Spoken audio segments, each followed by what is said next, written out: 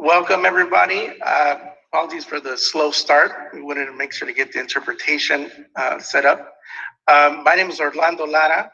I am a member of the Huellas Artist Collective and also a graduate student in the Department of Anthropology at UCI. I wanted to start off with a land acknowledgement. I am speaking from the University of California, which is located in the shared territory of Achamen and Tongva peoples, who have continuously occupied the area for the last 8,000 years. In the face of ongoing settler colonialism and U.S. empire construction, they continue to act as stewards of their ancestral lands. Because we're bringing this panel together in collaboration with the Department of Comparative Cultural Studies at the University of Houston, I also want to acknowledge that the University of Houston is located on the unceded lands of the Karankawa, Pawiltecan, Sana, and Atacapa Ishak people. To start our panel, we wanted to acknowledge another ancestor, and that is Maria Jimenez, who served as a mentor to many immigrant rights activists and was a powerhouse for immigrant dignity and justice in Texas and beyond for many years. Maria helped to found a variety of social justice organizations and coalitions, including most recently the South Texas Human Rights Center, which engages directly with the issue of migrant deaths on the border. Maria passed away this last December, and we have invited her daughter, Stalina Villarreal, to help us recognize the life and contributions of her mother. Stalina Villarreal is a creative activist in her own right. She is a Generation 1.5 poet, Mexicanx, Chicanx, a translator, a sonic improv collaborator, an instructor of English, and has published in multiple literary journals. She also just successfully defended her dissertation. I'm pretty sure she did. And I'd like to congratulate her on this significant achievement and welcome her to honor her mother in this moment. So I'm very proud to welcome Dr. Stalina Villarreal, to call you doctor. And just give me a second, I'll get your slides going, but you go ahead and begin. Thank you, Orlando. So Maria Gimenez was a lifelong activist, organizer, leader, humanitarian, feminist, colleague, comrade, mother, and friend. She made invaluable and long-lasting contributions that shaped our current discourse and values on immigration and immigrant rights, as well as social and economic justice for all. As a director of Immigration Law Enforcement Monitoring Project of American Friends Service Committee, Maria documented abuses of authority and formed coalitions to work on documentation systems in border areas. With her passionate work on human rights at the border, she led the way on documenting human rights abuses called out systemic militarization of the border in coordination with the families of the most directly affected. She was one of the first to lift up the disparate impact of repressive border policies and practices on women right immigrants. She was proud to have been one of the organizers of the Immigrant Workers Freedom Ride in 2003 when she worked for AFL-CIO. She also worked for Central American Resource Center, Gresen, and was a visiting lecturer at the University of Houston Center for Mexican American Studies, where she specifically taught the course Latino Activism and Organizing. In her long life, she contributed to movement and coalition building, helped found community organizations, inspiring and training untold number of community members and organizers, persistently bringing aware and commitment to justice for border rights, communities, and immigrants. So one of the things I wanted to do also is to bring up that she enjoyed being an activist, and so she would feel a little bit out of place in circles of when she was around academics and artists as we are today.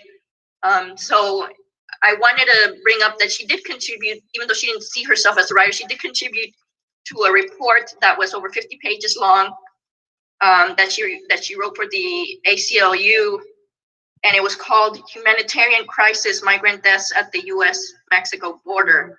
and it was published in 2009. And some of the actions she requested are still not recognized today. So her recommendation was for, on the 15th anniversary of the launch of the Operation Gatekeeper, which it would have been October 2009, on day one, for the US and Mexican government to recognize border crossing deaths as an international humanitarian crisis. Within 100 days, she wanted them to shift more US Border Patrol resources to search and rescue, to direct government agencies to allow humanitarian organizations to do their work to save lives and recover remains, to establish a binational one-stop resource for rescue and recovery calls, to convene all data collecting agencies to develop a uniform system, to commit to transparency, to elevate border deaths to a bilateral priority, and to invite international involvement. And the action within 1 year was supposed to adopt a sensible, humane immigration border policy and policies, support non-governmental humanitarian effort at the border to do what governments are unable or unwilling to do. So notice that those actions that she requested are still have not been completed today, and it's been over a decade. So I just want to highlight that her work is not was not complete, and it's still not complete today. And so that's the work that that we are doing and that you all are doing. And I think it's important for art to be part of the consciousness of the movement. And so thank you so much for including my mom in this presentation.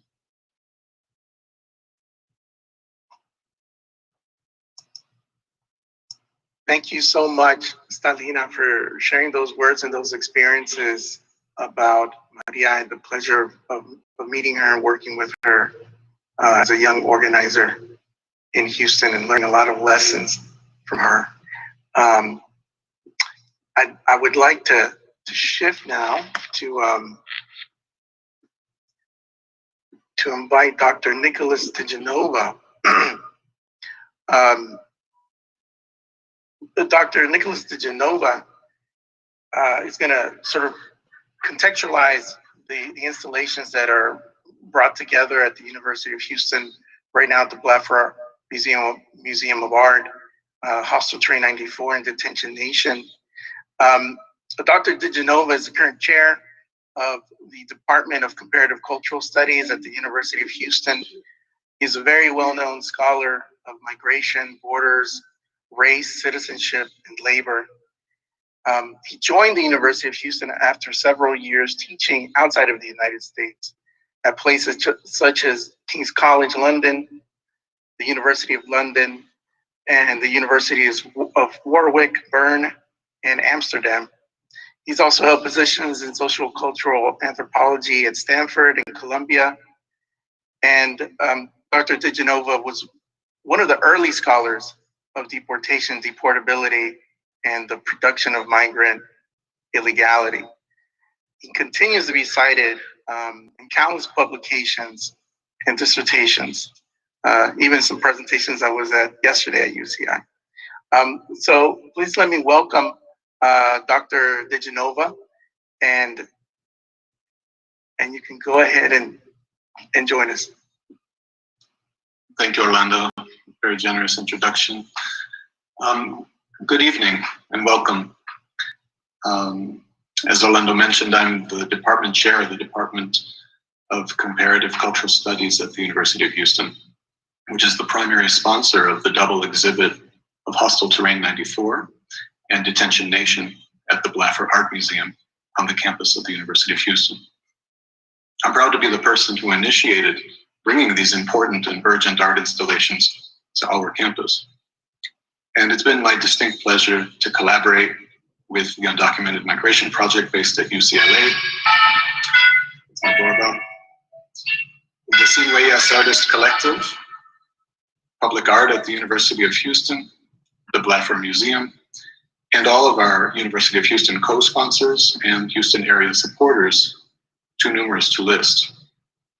I'm especially grateful to Soledad Alvarez Velasco, who is a postdoctoral researcher in our department and has been the program manager for the Hostile Terrain 94 installation in Houston, and to all of the Sin Huellas comrades and colleagues, Delilah Montoya, Lara, and Delilah in particular, for all of their hard work.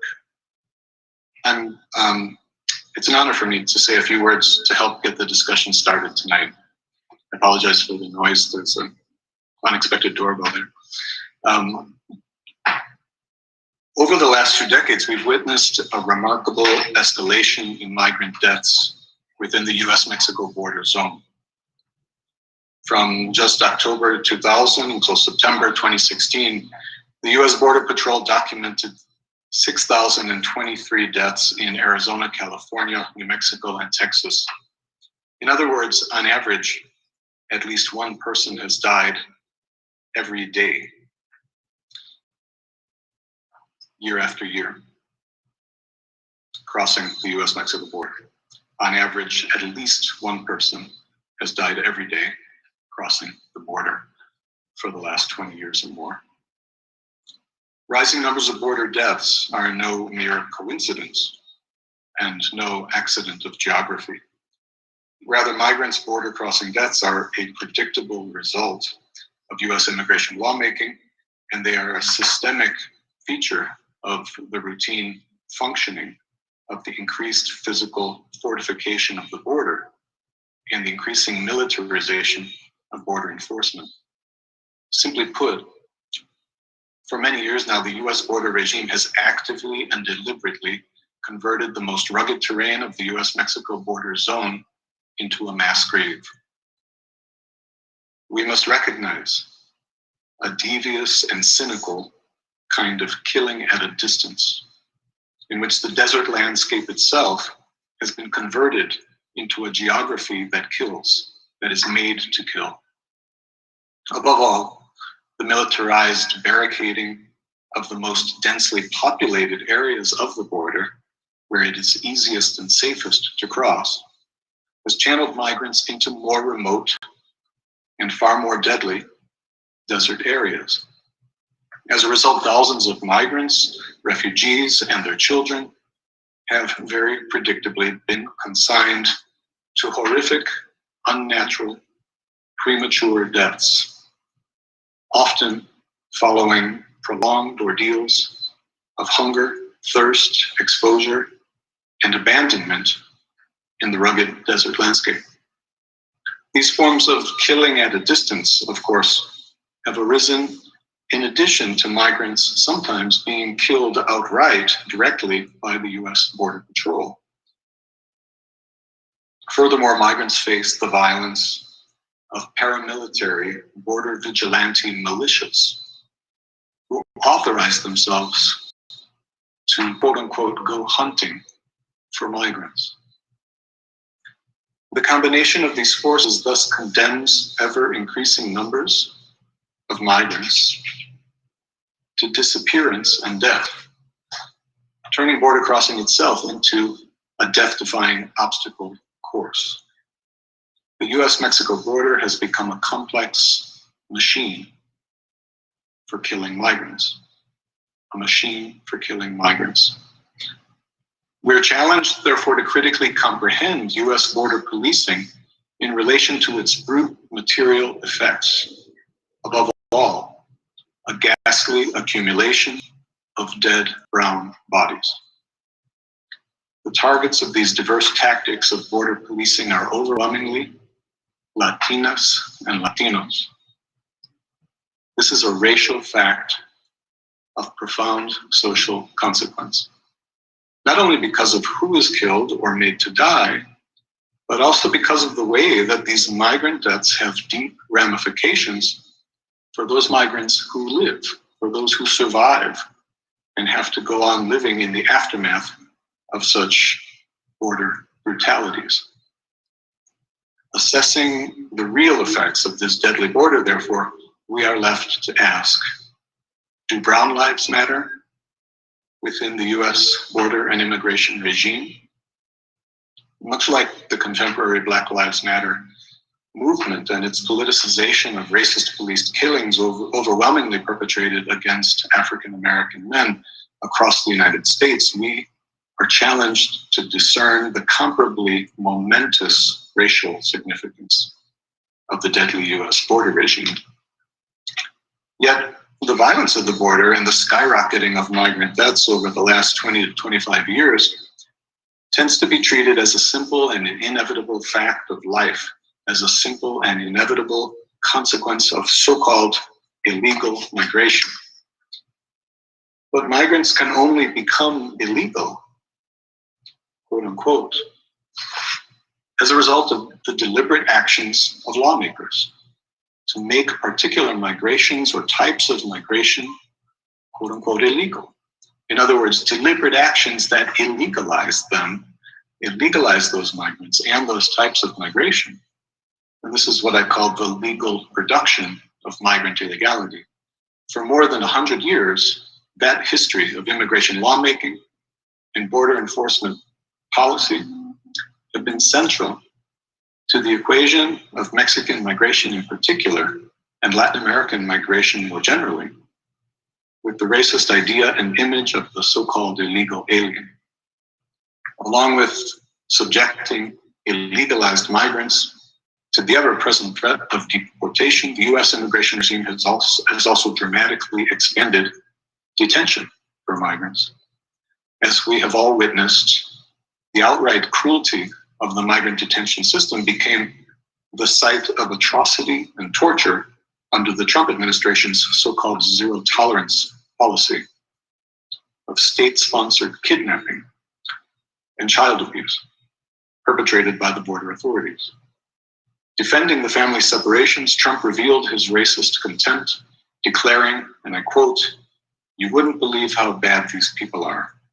These aren't people, these are animals," end quote. The caging and outright torture of the predominantly Central American infants, toddlers, and other children who were abducted from their similarly traumatized migrant and refugee parents, which very predictably resulted in several of the children's deaths in custody, was, frankly, a crime against humanity. All of these outrages, from the violence of border crossing to the cruelty of migrant detention prisons, are the focus of the activist art installations that we have showcased in this double exhibit and which we are here to discuss this evening.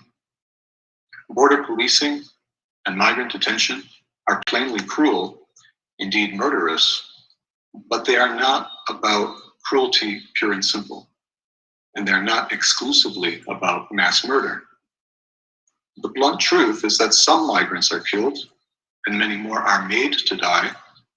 Some migrants are detained and some migrants are deported, yet most survive and go on to live as illegalized migrants, which is to say, as precarious, super exploited, ever deportable workers. Under the threat of detention and deportation, the full extent of the interior of the United States is turned into a police state for migrants. But this is not because the United States truly wants to round up all the migrants and kick them out. Instead, the deadly border and the cruel immigration detention system are parts of a larger regime of migrant illegalization that systematically works to make Latinx lives disposable, so that these lives can be reduced to perfectly disposable, deportable, legally vulnerable, precarious labor. Nevertheless, as we know, this is not the end of the story, but only the beginning. As the migrant struggle has long proclaimed, aquí estamos y no nos vamos. Here we are, and we're not leaving. So, where do we go from here? With that, I'll stop and let the discussion begin. Once again, welcome everyone. Thank you, Professor de Genova. for walking us through so many complex connections between the issues that we're dealing with. It gives us plenty to talk about and to move forward with. I would like to now sort of move into our panel and introduce it a little bit. The idea behind what we're doing today is to continue the conversation on art and activism, and acknowledge that there's a lot of work that's going on right now for the past several years that's addressing the issue of immigrant rights, immigrant detention, border death.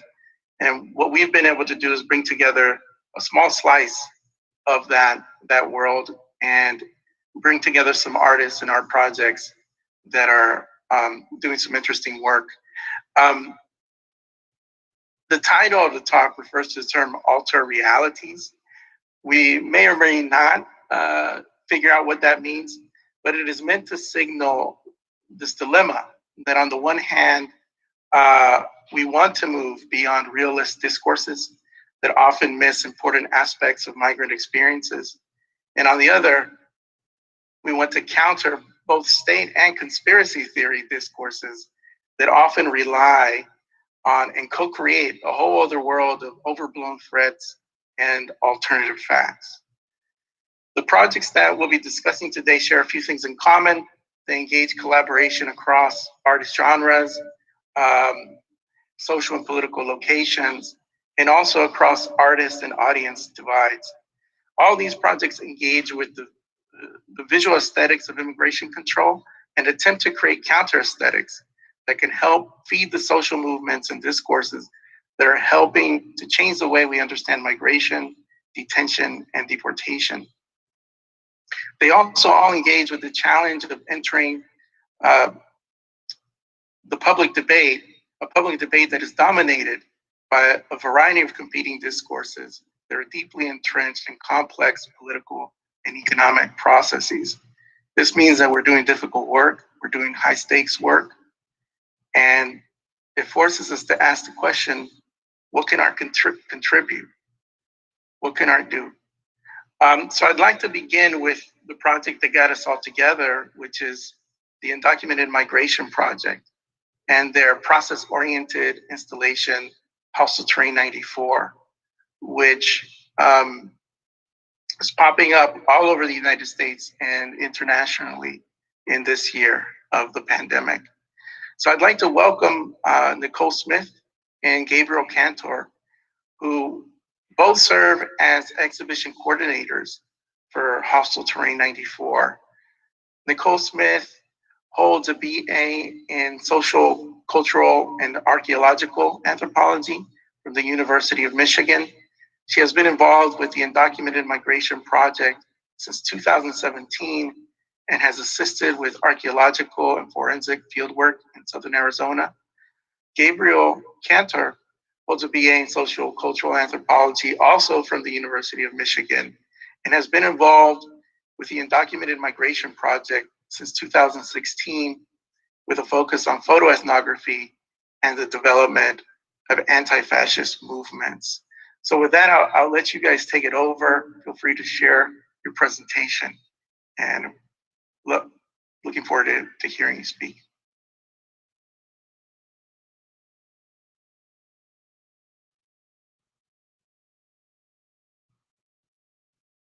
Great, thanks so much for that introduction, Orlando. Like you mentioned, my name is Nicole Smith, and I'm an exhibition coordinator for Hostile Terrain 94. Hi, everyone. My name is Gabe Cantor. I'm also an exhibition coordinator for the project. And Nicole and I both want to thank you all for being here. We're really excited and honored to be a part of this panel and this whole discussion. So we're really looking forward to getting to chat with everyone after these presentations. Yeah, so I'm just going to quickly get started with an overview of the Undocumented Migration Project. And I just want to note that throughout this presentation, we'll be talking about, we'll be referring to the Undocumented Migration Project as the UMP. So started in 2009, the UMP is a nonprofit organization directed by Jason DeLeon, who's a professor at UCLA. which focuses on clandestine movement from Latin America into the United States. Rooted in anthropology, the UMP uses a combination of ethnographic, archaeological, forensic, and visual approaches to understand various aspects of unauthorized border crossings. The project examines the many forms of violence and suffering that characterize the process and the evolving material culture associated with crossing the border. By combining ethnographic work in Mexico with forensic and archaeological research in Arizona, the Undocumented Migration Project has worked to improve our knowledge of this highly politicized and poorly understood process. And over the past 2.5 years, the UMP has been focusing on our current exhibition, Hostile Terrain 94, which is pictured right here, and we'll explain a little bit more in a couple minutes. But just so you know, the name Hostile Terrain 94 is directly derived from the language used in the 1994 Border Patrol Strategic Plan, known as Prevention Through Deterrence. Here's a screenshot of that policy. And just as a heads up, some of this might sound a little bit familiar because in the introduction from a few minutes ago, a lot of this was overlaid. So if you know it, then here it is again. But Prevention Through Deterrence is a policy that was designed to discourage undocumented migrants from attempting to cross the US-Mexico border near urban ports of entry. Closing off those historically frequented crossing points funneled people towards more remote and depopulated regions where the natural environment could act as a quote-unquote deterrent to clandestine movement. It was anticipated that the difficulties people would experience while traversing dozens of miles across the Sonoran Desert of Arizona, land pictured right here, and that was dubbed by Border Patrol themselves as quote-unquote hostile terrain, would ultimately discourage migrants from attempting the journey. However, this strategy failed to deter border crossers, and instead more than 6 million people have tried to migrate through the Sonoran Desert since the mid-1990s. By using this tactic, as the professor said earlier, the US government has essentially attempted to shift the blame onto this harsh environment, weaponizing the desert as a natural killing field. As a result, at least 3,200 people have died, mostly from dehydration and hyperthermia, while attempting this journey through southern Arizona. And moreover, hundreds of thousands of people have been incarcerated in detention centers, along the border in the wake of Prevention Through Deterrence. And although our work at the UMP focuses on Arizona, just because that's the data that we work with, these things happen all across the border. So it's important to note that in recent years, this policy has really shifted people towards Texas and New Mexico, where hundreds, if not thousands, of people have perished while migrating through unpopulated wilderness there. Additionally, growing numbers of migrants have been incarcerated in for-profit detention centers. And still today in 2021, Prevention Through Deterrence is still the primary border enforcement strategy being used on the US-Mexico border. The Undocumented Migration Project has conducted extensive research on this policy, along with its many fatal consequences. And in late 2018, we decided to embark on this interdisciplinary exhibition we're here to talk about today, Hostile Terrain 94. So Hostile Terrain 94 is composed of over 3,200 handwritten toe tags that represent migrants who have died trying to cross the Sonoran Desert of Arizona from the mid-1990s to 2020.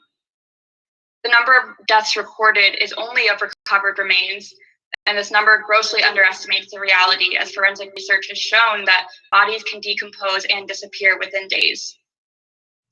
The tags used in the exhibit are geolocated on a large wall map of the Arizona-Mexico border, showing the exact locations where human remains were found, and are color-coded with manila tags representing identified individuals and orange tags representing remains that are unidentified. The physical act of writing out the names and information for the dead invites participants to reflect, witness, and stand in solidarity with those who have lost their lives in search of a better one.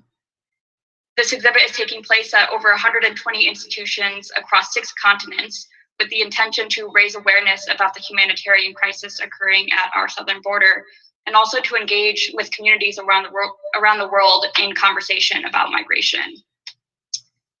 1894 didn't begin as a participatory exhibition. It was originally created for a larger show that featured many other aspects of the UMP's work, highlighting objects collected from the desert and photos of the landscape taken by our collaborator, Michael Wells. And you can see some photos of that show on the screen now. And that occurred in early 2019, I believe. For this first iteration, the tags were filled out by 6 undergraduate research assistants at the University of Michigan, which at the time included myself and Gabe. We realized very quickly the emotional impact of writing out the details of these deceased individuals. The conversations we had together really paved the way to expand the exhibition into something participatory and collaborative, and also something that could be unique to multiple locations around the globe. Shortly after that first show, we put out a call on social media for people to volunteer to host 1894, and immediately we received loads of interest. And so, meanwhile, our team set out to create in-depth digital instructions to make the installation process as accessible and DIY as possible. In the fall of 2019, our team relocated to Los Angeles, and we're now housed in the archaeology department of UCLA. And immediately when we got here, we began having a lot of one-on-one meetings with all of the organizers in each hosting location. You can see from the photo here, this is one of our mass Zoom meetings where we were able to talk with 100 hosts all at the same time and talk through ideas together.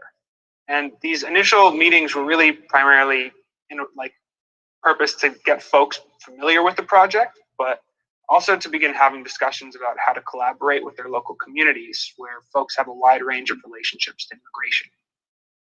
Aside from recruiting hundreds of volunteers to fill out toe tags, hosts have been encouraged to come up with different forms of additional programming to complement the exhibit and contextualize H294 within their community. And for example, this event right now is part of a collaboration with Huellas and Detention Nation, which is a relationship that has been fostered through our hosting partners at the University of Houston. Other hosts around the world, as you can see, different versions, different iterations of H294 over the last year. They have all put on events to bring people together digitally or in person and engage with their community members to spark all kinds of conversations in relation to migration. Some hosts have even transformed H294 to connect with their geographic region, such as the University of Nebraska-Lincoln, whose students actually created a full textile quilt version of the H294 map. And as you can see here, they placed individually sewn tags into their respective points on the map. They also worked with members of their community to create storytelling workshops where they had students and members of the public interview each other on their cell phones and talk about their personal connections and relationships with migration. And so as you can see, this photo here is of that quilt on display at the International Quilt Museum in Nebraska. I'll stop sharing my screen now. Thank you. Yeah, so as coordinators of this project, we often think about this exhibit as an experiment in empathy. Hostile Terrain 94 itself doesn't have a direct call to action, but we hope it can impact viewers in a way that pushes them to take that next step themselves. While H294 will occur in over 100 unique places, our goal remains to not only raise awareness about this humanitarian crisis, but to also encourage people to take action and find different avenues to promote positive social change. And we just wanted to end by saying it's important to note that migrant death at the border is both systemic and systematic. These policies that we talk about, such as prevention through deterrence, along with the use of detention centers and obstacles in attaining asylum, have created a system that has intentionally traumatized thousands of people in the name of immigration control. This is not a partisan issue. It's been occurring for decades across party lines, and the change is long overdue. Thanks so much for having us, and especially to everyone who participated in H294 at the University of Houston. We're so thankful to all of you who have been involved, and we're looking forward to the rest of this discussion. Thank you, Nicole and Gabe, for your presentation and for telling us about all the collaborations that are going on and the interesting ways that people have engaged with the project. I'd like to shift now to Karen Y. Martinez and Delilah Montoya, who will talk a little bit about the work that Detention Nation has done, that the Jimenez Artist Collective has done in bringing Detention Nation to, in dialogue with Hostile Terrain and into a virtual art space. Karen Martinez is an artist and a filmmaker, a communications professional living and working in Houston. She's the founder of Latina Filmmakers, a space dedicated to uplifting and sharing resources for Latinx women, and also serves as a board member for Diverse Works and as the local collaborator for the In Plain Sight project. As a DACA recipient, Karen is dedicated to promoting progressive causes and has worked with groups like Voices Breaking Boundaries, SEIU, Texas, Mi Familia Vota, United We Dream, Sierra Club, and a variety of political campaigns. Delilah Montoya is a professor in the Catherine G. McGovern College of Arts at the University of Houston. She investigates cultural phenomenon, addressing and confronting viewers' assumptions. Women Boxers and New Warriors, a book published by Arte Público Press, as well as an exhibition shown in Los Angeles, Santa Fe, Dallas, and New York City. Delilah has received an Artenia Award and was honored with the Richard T. Castro Distinguished Visiting Professorship. She's a founding member of the artist activist collective Jimenez and has served as a mentor for countless Latinx artists in the Houston, Texas area and beyond, including me. And she's left a large legacy in Houston, created a large legacy. So with that, I'll turn it over to Karen and Delilah. Thank you for that intro, Orlando. We go back way far. For starting off over along the border, the Arizona border. So what I'd like to do is share my screen and I'd like to go through Detention Nation. Detention Nation is a recent website that was created during the pandemic. And Karen is also one of the contributors to Detention Nation. So, as well as all the other things that she does, right?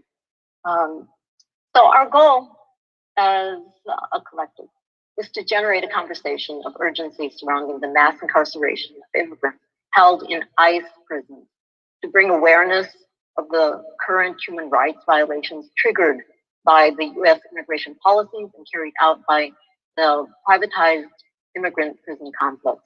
Jimenez assembled the virtual platform detentionnation.com as a contribution to the ongoing abolitionist actions. In 2015, Detention Nation, the physical installation, was produced in Houston for the Station Museum and continued to tour in that form around Western and Midwestern art venues. Throughout history, the most effective civic actors have married the arts with campaigns for social change by using aesthetic approaches.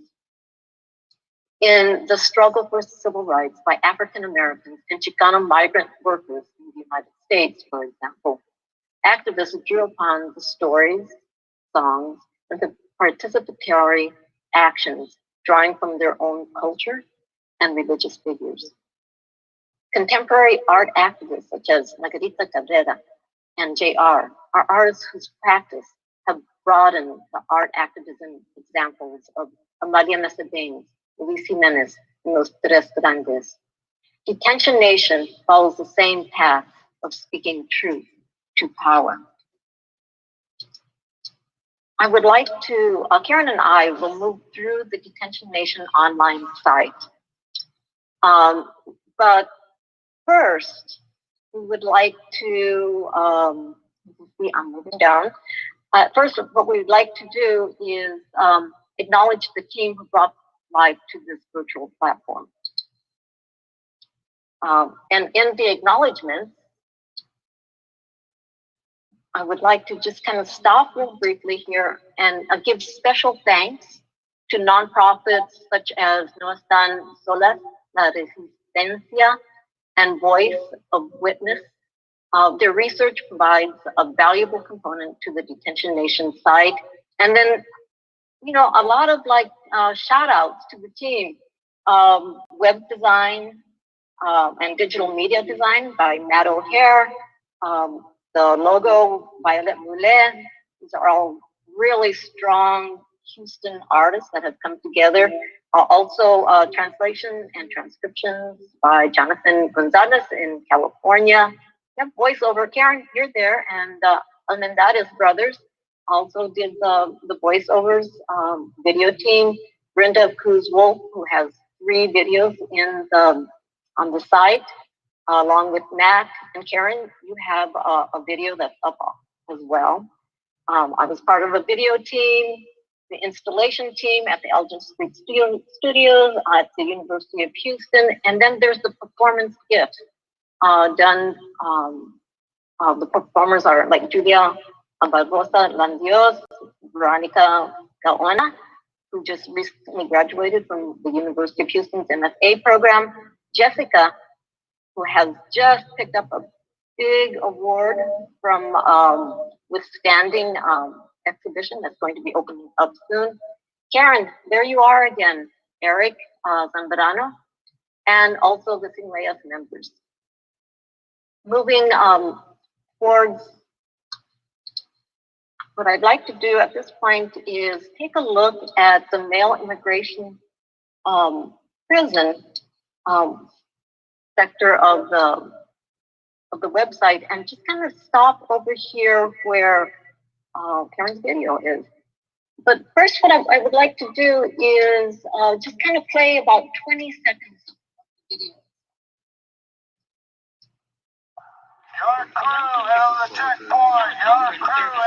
The agents that come here from the federal prison tell us that Hispanics have no rights here, only to be punished, detained, and humiliated.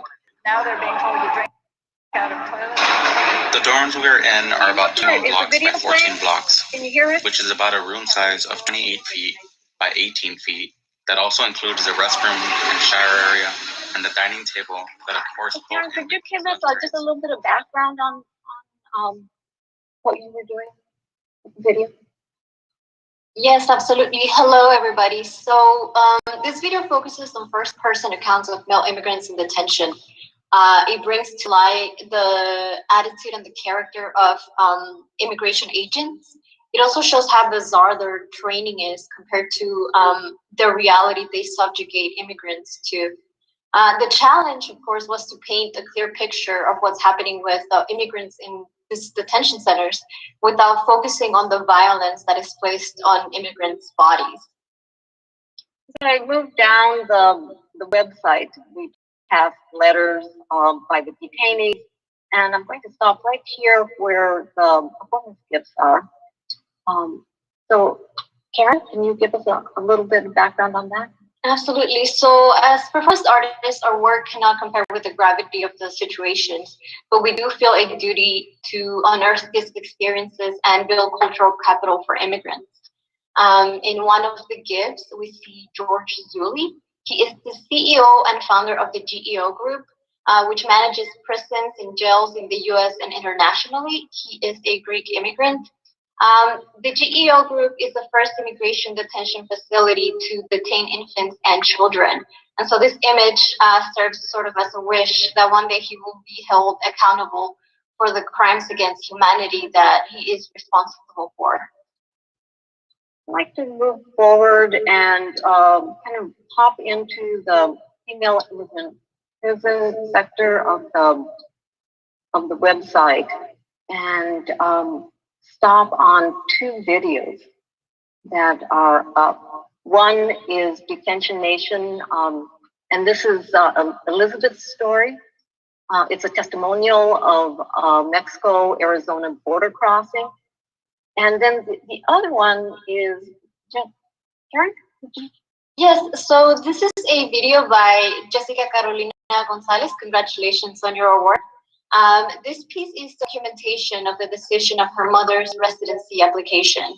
Her mother is a refugee of the Salvadoran Civil War that was backed by the United States, and her mom is also a PPS recipient, which is a temporary protection status.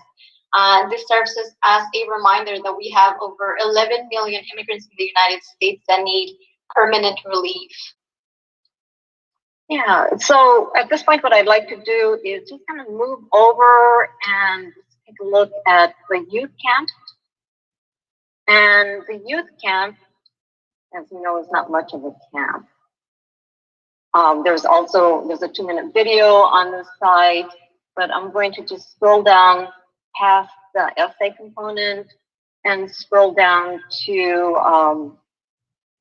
other set of performance gifts. So we named our collection of performance gifts PLIM 4397 after a class offered at the University of Houston by the Borders, Trade, and Immigration Institute. This is an institute that is in collaboration with Border Patrol. The research includes new technologies and sensor systems to improve the detection and tracking of vehicles, vessels, and persons along borders. And so from an abolitionist standpoint, what we're asking the university to do is to close down this BPI institute and to declare the University of Houston a sanctuary space for undocumented students. Given the many DACA students and families who live in the shadows, we as a compassionate university must provide a safe learning environment for all our communities. In recognizing Earth Day, we must remember that migration is linked to climate change, and how we prepare for these changes reflects our humanity. So this is something that I think that involves all of us, and it's important for us to really make it clear that the University of Houston needs to get rid of this institute. So thank you. Thank you for listening, and Karen, thank you for being there and being with my friend. And I want to thank everybody that has helped put together this detention nation website. Yeah, it was a big community effort. Thank you. So thank you, Karen and Delilah, for walking us through the work.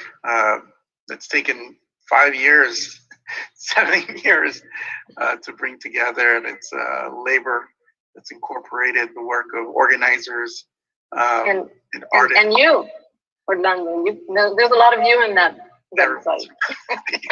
Roll once in a while, me. I want to shift over now to introduce Emmanuelle Carroll and Lucas Michael. They are co-organizers of a project called Do You Know Where the Children Are? And the initiative serves as a call to action where over 100 internationally known artists created works of art with the Flores accounts given by the detained and separated children seeking asylum in the US.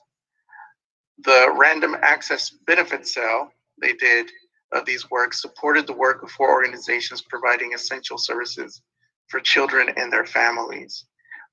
So Emmanuelle Carroll lives and works in New York City and Houston. Her work as a conceptual artist intersects the disciplines of architecture, design, technology, and policy. Teaching, lecturing, and public presentations are an important part of her work. Lucas Michael lives and works in New York City. His practice spans video, photography, drawing, sculpture, and installation. And Michael worked as a co-organizer with Emmanuelle on the DYKWTCA initiative. So I'll go ahead and start sharing the videos, the slides, and y'all can go ahead and come on camera.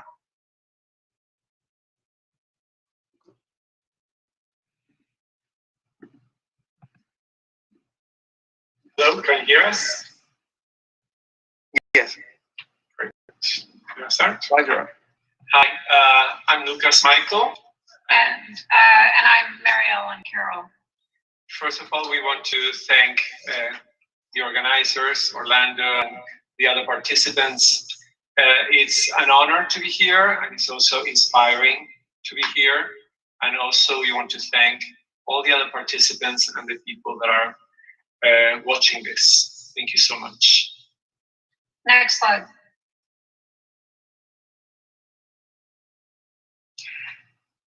So first, we want to begin with, it's unbelievable that that institute is at the University of Houston, and we'll be happy to participate in doing anything to remedy the removal of that. So Lucas and I have both been activists our entire careers, and one of the things that we wanted to point out, and how DYKWTCA, you have to say it like you're a radio announcer, it doesn't exactly roll off your tongue, but through a project that began with the ACLU and started in Mexico and even in other parts of the world, including Central America, when somebody makes the decision that they have to leave their home.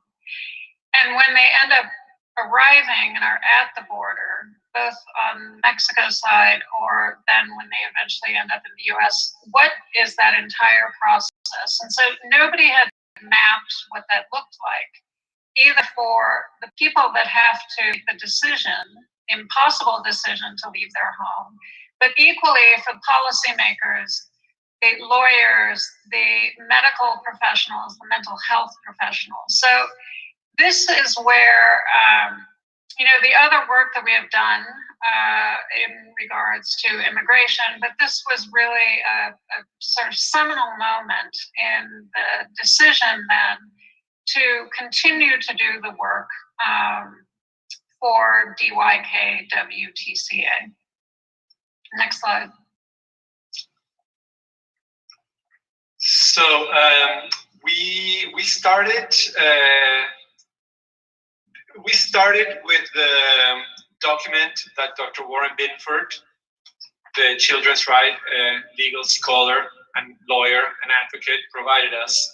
These are the documents with the translations of the Flores declarations by the detained children at the U.S. border.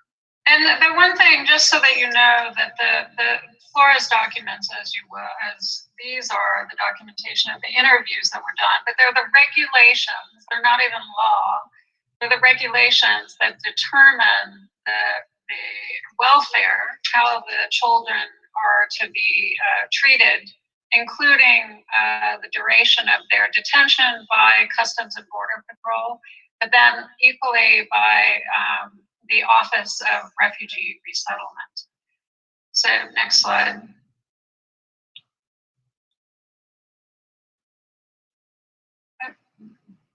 You can just click the next one.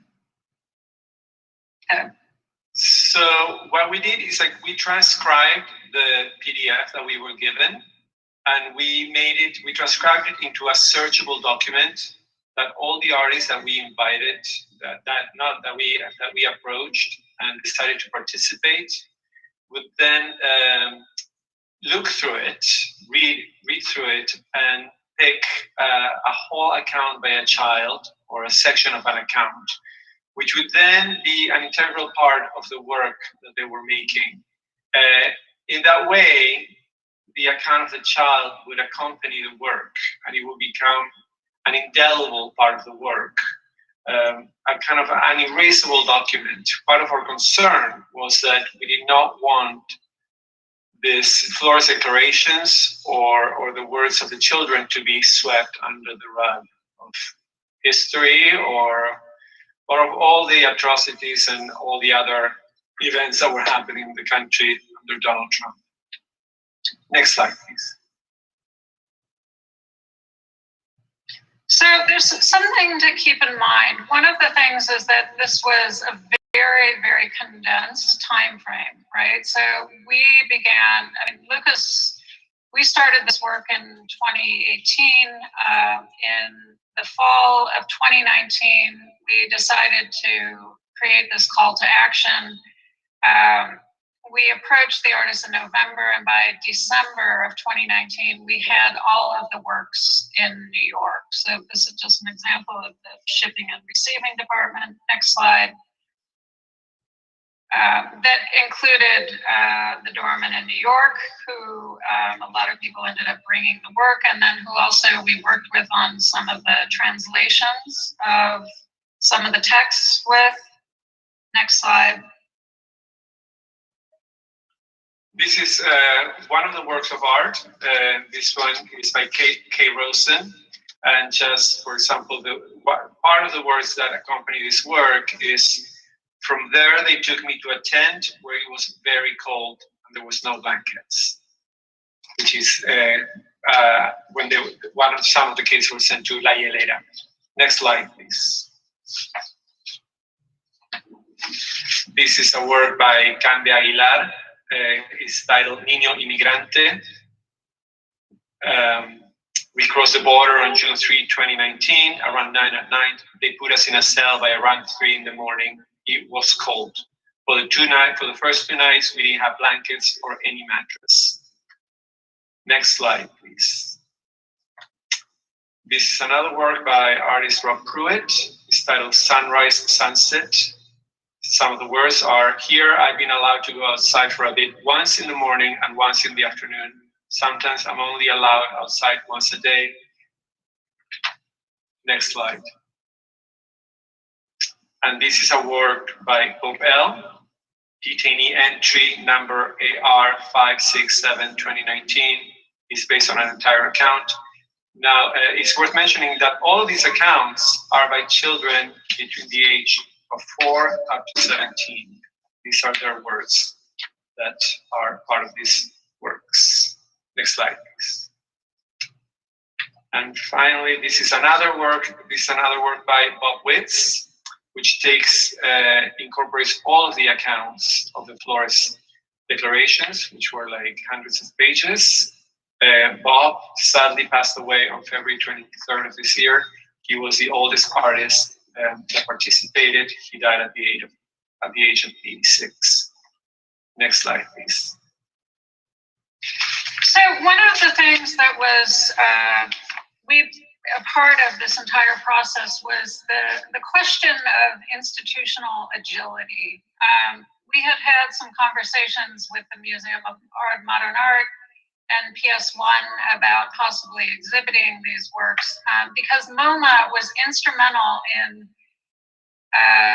having artists during World War II seek asylum. MoMA was actually the sponsoring organization for a number of artists during World War II to be able to come to the United States.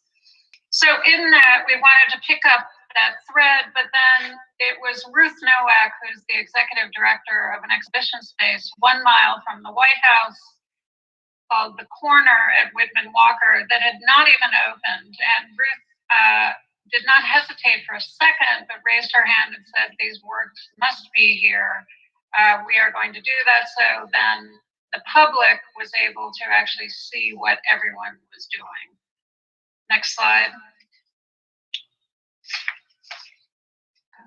This is an installation shot, a detail of the installation shot in Washington at the corner of Whitman Walker, with works by Ria Karam, Amy Silman, Peter de Volder, who made a work of art with his then 12-year-old stepson, and Kambuli Oligin.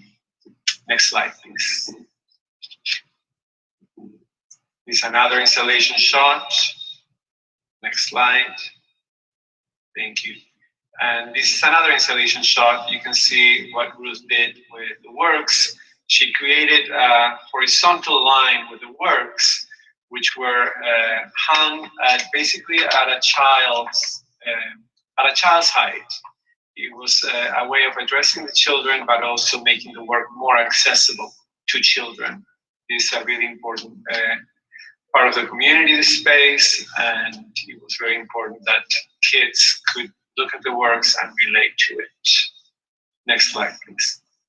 So additionally, the public programs that we created were an important component before COVID and actually following. But On February 1st, we convened a group of leading legal, medical, and mental health experts who work specifically on children and migration. The climate crisis continues to come up in these discussions because it's contributing significantly to the numbers rising.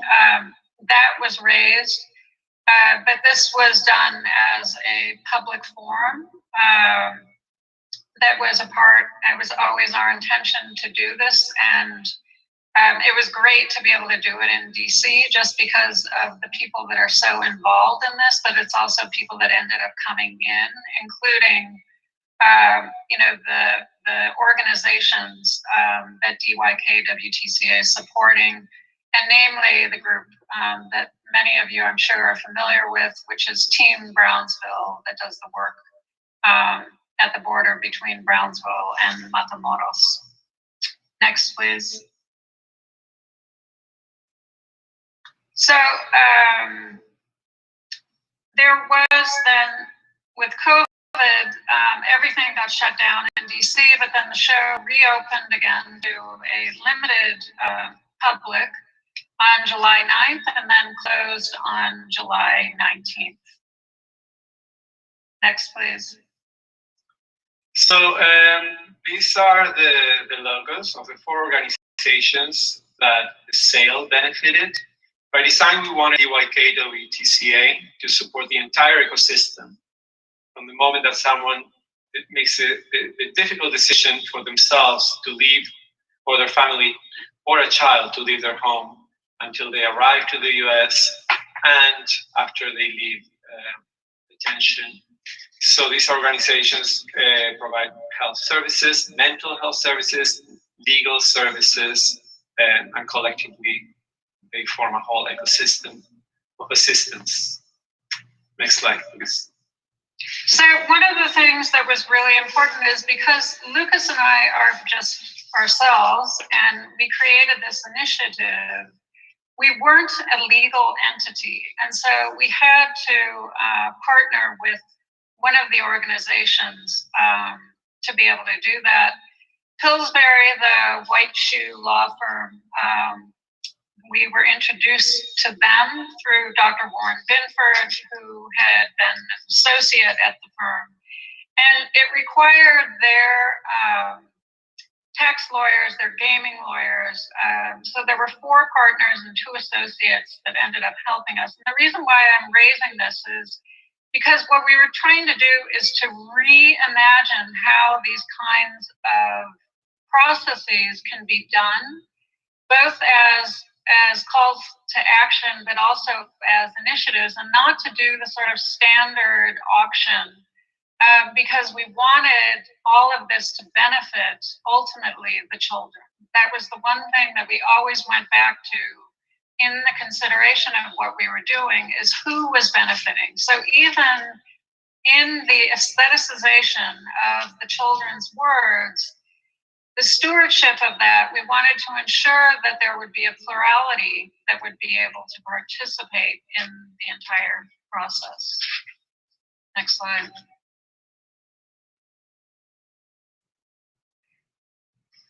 So the sale was on July 27th. That began at noon. We had a couple of hours of a hiccup because basically there were so many people that were trying to get into the site that it crashed the site. There was also a behind the scenes tech issue with Heroku that ultimately ended up getting fixed. And then next slide. And it was definitely not all smooth sailing at the beginning. And this is just an example of some negative feedback we were receiving while we were trying to place these works of art. Okay. So, and next slide. There are 2 other main points, and then we'll wrap this up, is that the one thing is that we worked with Blockchain, Artery, and the Winston Art Group to create a permanent record so that it would prevent people from speculating, and both to retain the words of the children as well as the accompanying work of art. Next slide. This is just a diagram of that process that we ended up utilizing in the timeline. Next slide. And then, so this goes back to what we all need to work on, and what they're trying to work on now with the administration is the reception, the identification, the reunification, and the protection. So we want to thank you for this invitation, and we look forward to the discussion. Thank you. Thank you. Thank you so much for your presentation and for that information and for your work. It's exciting to see the details of the project. And one thing I wanted to mention too is that we're kind of learning from each other, because one of the things we did with Detention Nation is created a sort of a resource list for folks that are caught up in some sort of crisis of detention, or having someone lost on the border, or waiting for a child. And we added some of the organizations that you guys work with to that list, and I didn't know about them until you guys, your website let me know about them. So thank you for that work. I'm going to shift now. We're going to shift to Q&A portion here, and I'm going to skip the question I wanted to throw out and go ahead and take questions from folks. So please, if you're in the Zoom space, go ahead and type in a question into the Q&A. That should be active. I think you guys can see that. And also, for folks that are watching on YouTube, Veronica, if you can pass over any questions that you see over there.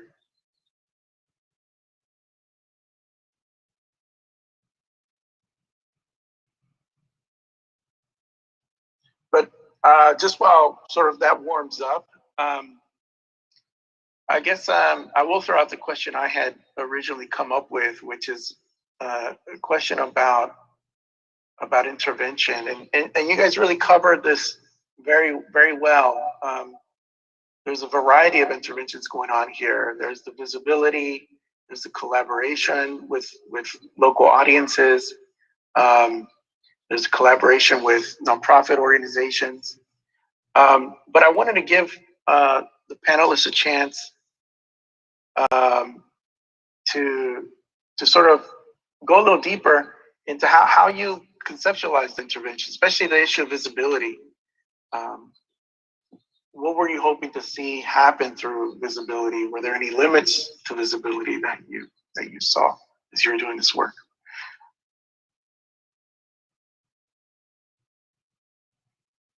And anyone can just kind of jump in to address that question.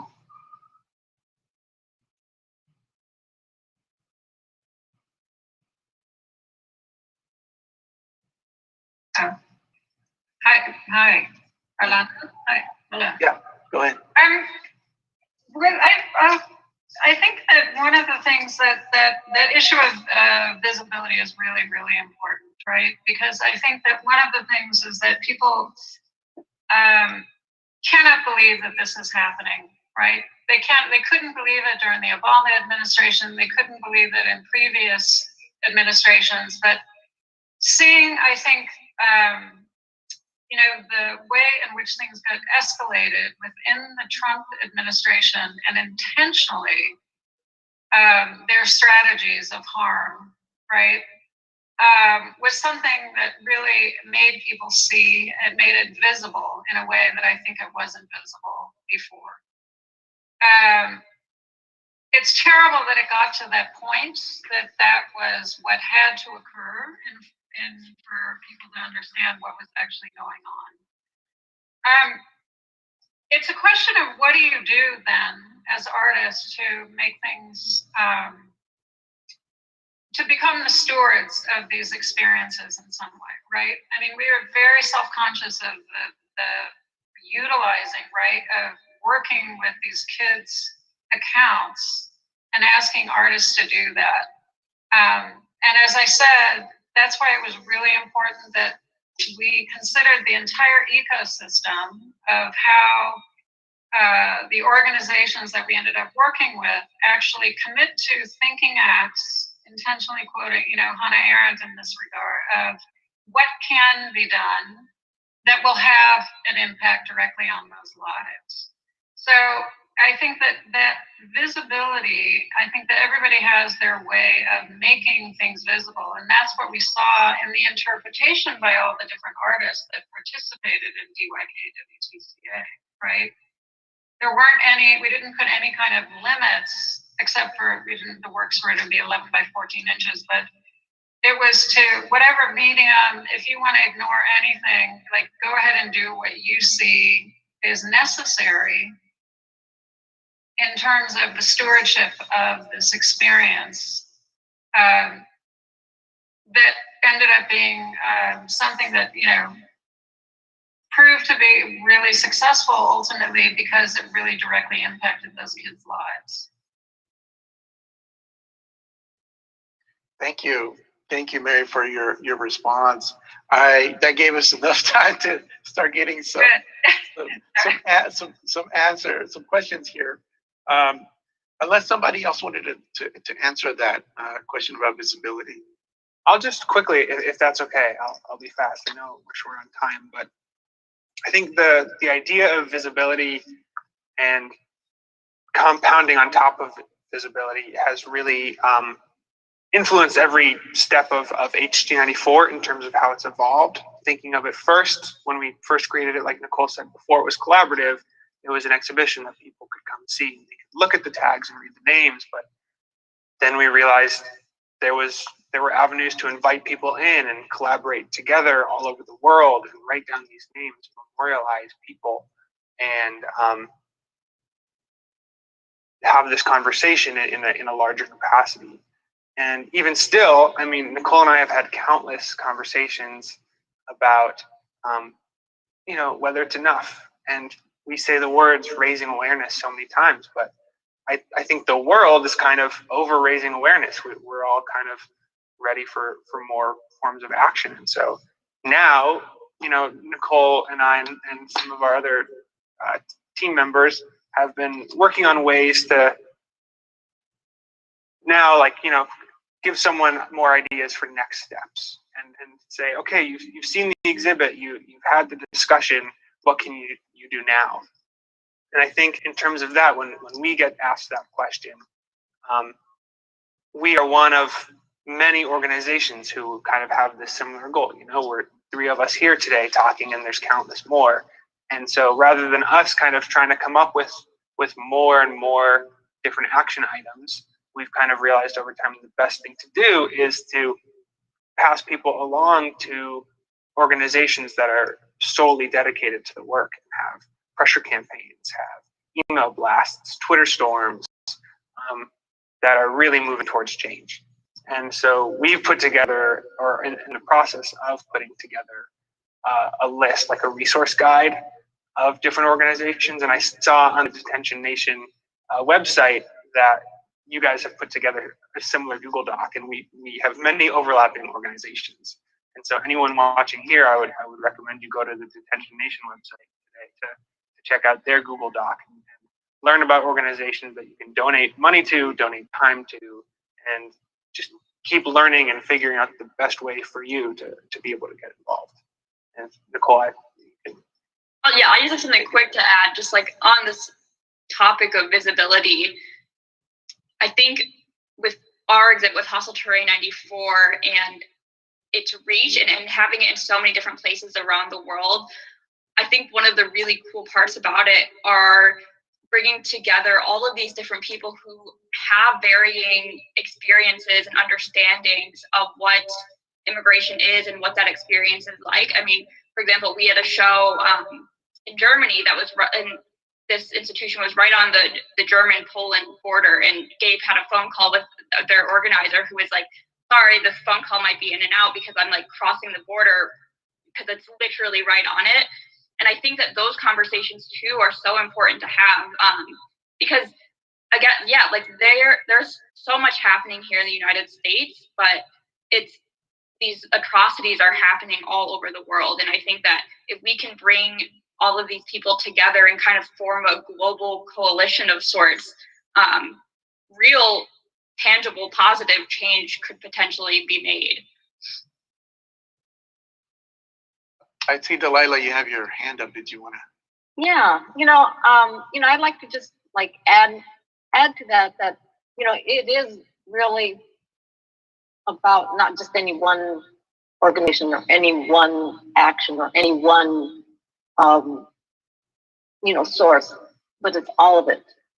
It's all of it working together. Because when that happens, then it rises, all the visibility comes to the surface, right? And all the voices become one voice. And I think that we're at this moment in terms of the border and the border policies, because as you know, Orlando, both of us have been trying to get this type of visibility going since 2004, when we did, Slid the Trail of Thirst, right? And so, so I think in terms of that, I think that it's really moving out, right? And I'm hopeful. I'm really hopeful that now we're at the point of change.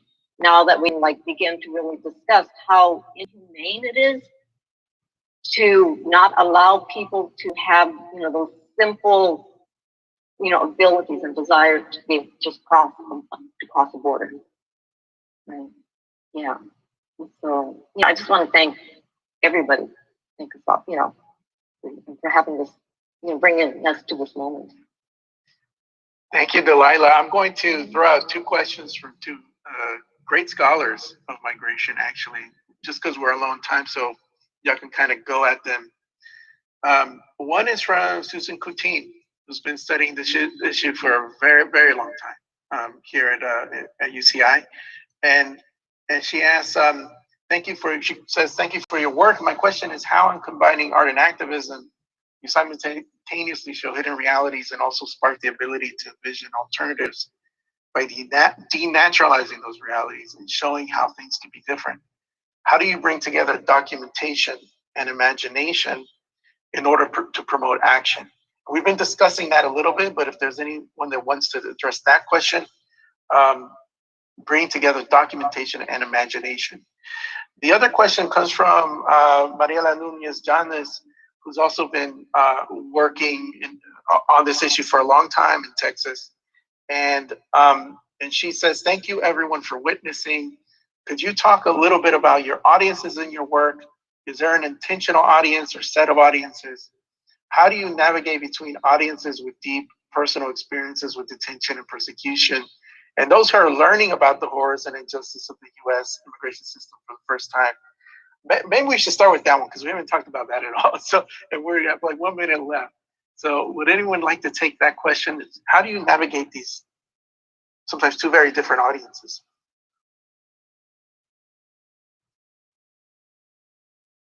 I'll take that question. You do it very carefully, right? And you do it by listening. And I know for Detention Nation, we have people like Diaditra, who is more or less our moral guide. For an artist, it's really easy just to jump into things and think that you're going to let your imagination just really grow. But she's that one voice that we have to listen to, because she constantly reminds us that we are dealing with human lives. We have to ask. We have to listen in order to move forward on anything that we do. Because these aren't our experiences, right?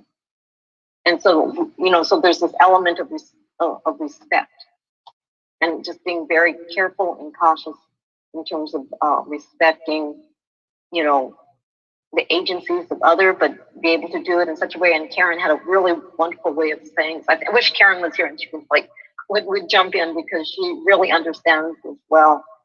But what we're trying to do is give them, cultural capital. Yeah, I can add a little bit to this. So, and this these are also conversations that, you know, I have with other people who are documented, who are DACA recipients, you know, when scholars, right, reach out to us for material, but don't include us in the work, right, or in the panels, or in the, like, at the forefront, and show that we are here. There's this, like, stigmatization, or just this idea that we are voiceless as undocumented people, that we are in the shadows. And this is what Republicans, or, you know, conservatives, right, or people who are anti-immigrant wish they could do, and they do that, and they work on that. They work on quieting us, on silencing us, on making us want to self-deport. So I would say always strive for having those voices. Like, I mean, I, in my work itself, consult other undocumented people, not just myself. I mean, of course, I'm directly impacted. My father was in detention, so you know, these things have been very difficult to navigate. And I do think that people who have been through these experiences bring a lot of value. And so I hope to see more people like me, quite frankly, being involved in these types of things, because we shouldn't just be included when there are just conversations about immigration and legislation, which is usually what we see through nonprofits. But, you know, we are artists, right? We are musicians, we are chefs, we do so many other things. We are human beings. And so I just want to say that. Thank you, Karen, for closing it down. We are at the end, a little bit over, and that is definitely, I think, one of the most important aspects is to keep going back and rebuilding those relationships over and over, you know. And it's interesting though. Obviously, with hostile terrain, you're dealing with people who've literally lost their lives. So there's like no material way to bring them back in, but there's family members. You know, there's other parts of the community that get affected, and so but that's precisely why we also wanted to have another panel. It's going to be coming on Saturday, called From Migrant Struggle to Mass Resistance, where we've invited several organizations who are working with detainees and ex-detainees